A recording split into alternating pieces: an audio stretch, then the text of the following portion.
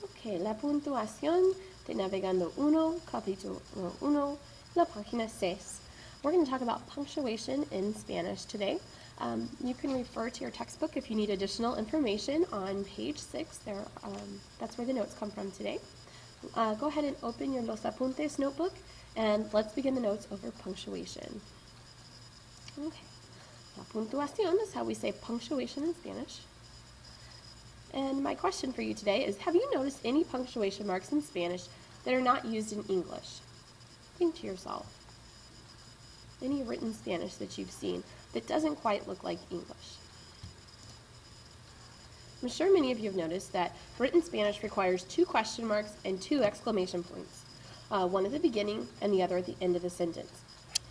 The reason for this is the first one's written upside down and tells you that a question or an exclamation is going to follow. No other punctuation, such as a period or a comma, follows this pattern. The upside down question mark tells us as a reader or as a speaker that whatever is going to follow is a question, and so we need to show that in our voice. So when you're speaking, a lot of times you'll ask things in a questioning way, like, did you go to the party last night? Your voice goes up at the end of the sentence when you're asking a question. So it's the exact same in Spanish, and this just gives us a heads up that, oh, it's going to be a question. And then the exclamation point does the same thing. Only instead of telling us we have a question coming, it says, hey, be really, really excited about this when you're saying it, and show that in your voice. Okay, let's try it out with La Práctica. I'm going to give you 5 sentences, and you're going to determine whether or not the punctuation is correct. If it's correct, write a happy face. If it's incorrect, I want you to rewrite it and correct the sentence. Here we go.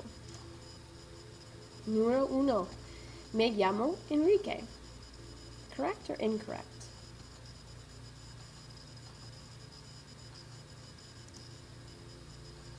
This one was correct. Since our sentence ends with a period, we said periods and commas do not get placed at the beginning of the sentence like question marks and exclamation points. Número 2. ¿Cómo estás?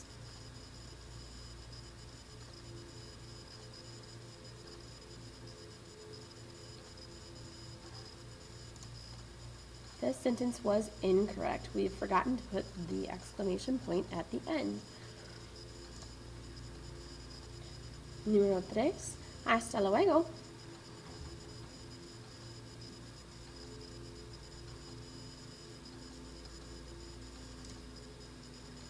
Okay, this one was also incorrect as it was missing its opening punctuation, the upside down question mark.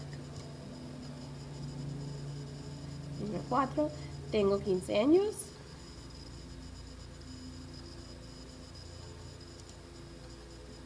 This one was correct. It ended with a period.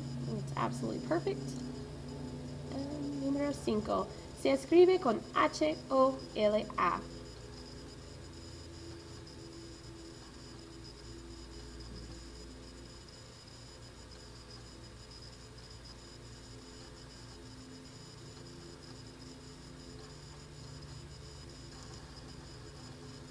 This sentence was incorrect as it began with a period instead of ending with a period. Periods work in Spanish just like they do in English, come at the end of a sentence. All right. Now's the time to go back and look through your notes and ask yourself, did you write detailed notes? Did you include definitions? Did you include acronyms? Did you include examples? Anything that would be helpful to you as you're studying for a test or quiz. Did you write down any questions you have over material you didn't understand? Don't rely on your memory to ask me questions the next day in class. Just take the time now to jot them down so you don't forget, and you'll know exactly what you wanted to say. And finally, did you replay the video to catch any information that you missed? The reason the videos are posted online is so that you can go back at any point in time, and if it's while you're taking notes you missed something, you can just rewind and play the part that you missed. If you were absent from class, then you didn't miss the lecture because, again, it's posted online. And if it's the night before the test or quiz and you want to just review again and brush up, then the information's here for you. That concludes this section of notes. Thanks.